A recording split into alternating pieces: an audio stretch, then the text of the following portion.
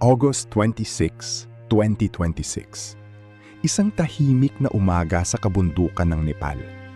Hanggang sa loob lamang ng ilang minuto, naging impyerno ang paraiso.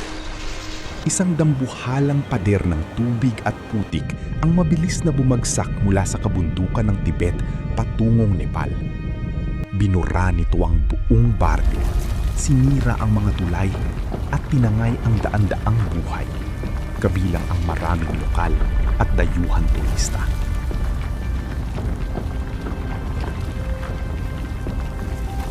Ano nga ba ang totoong nangyari sa Botekoshi River?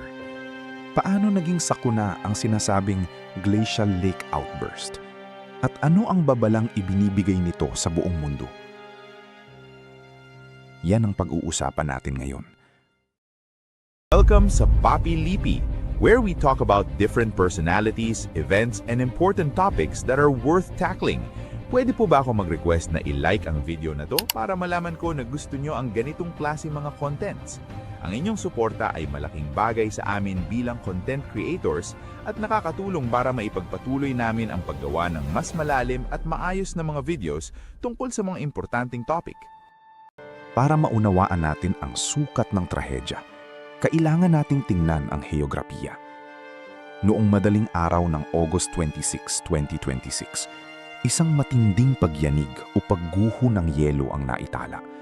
Humigit kumulang 100 kilometers hilaga ng Kathmandu. Ang kaganapang ito ay nag-trigger ng tinatawag na GLOF o Glacial Lake Outburst Flood. Isipin niyo, parang isang napakalaking dam sa tuktok ng mundo na biglang nawarak. Milyon-milyong tonelada ng tubig, yelo at malalaking bato ang sabay-sabay na rumagasa pababa sa Botekoshi River Corridor.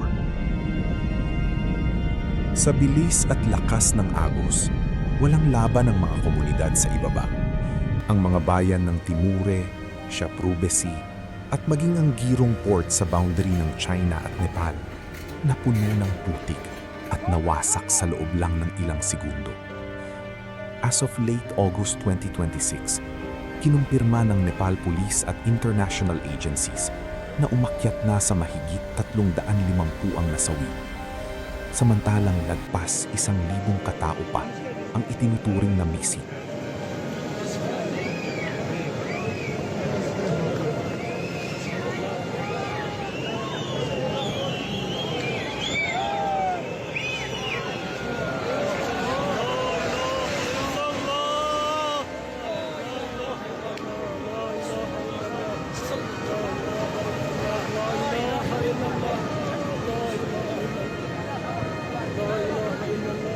Nagkalat din ng mga katawan ng tao.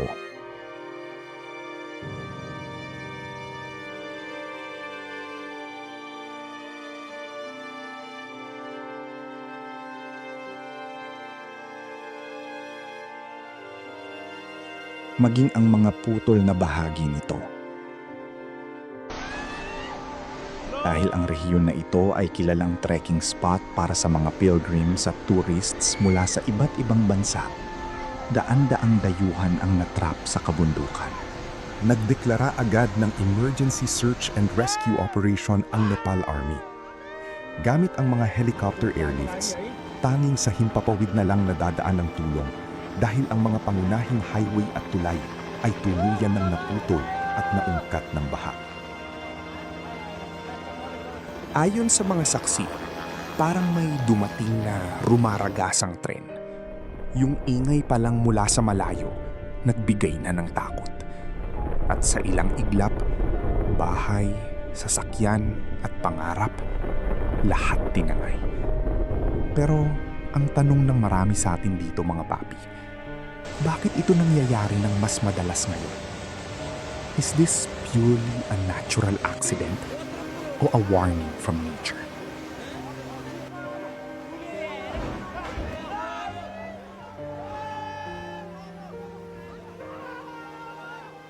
Ang Himalayas ang tinaguriang third pole ng daigdig dahil sa napakaraming glacier nito. Dahil sa pagtaas ng pandaigdigang temperatura o global warming, Mabilis na natutunaw ang mga glacier na ito na bumubuo ng mga unstable glacial lakes. Kapag nagkaroon ng maliit na earthquake, avalanche o sobrang ulan, nagkakaroon ng domino effect. Ang mga hindi matatag na natural dams na ito ay bumibigay.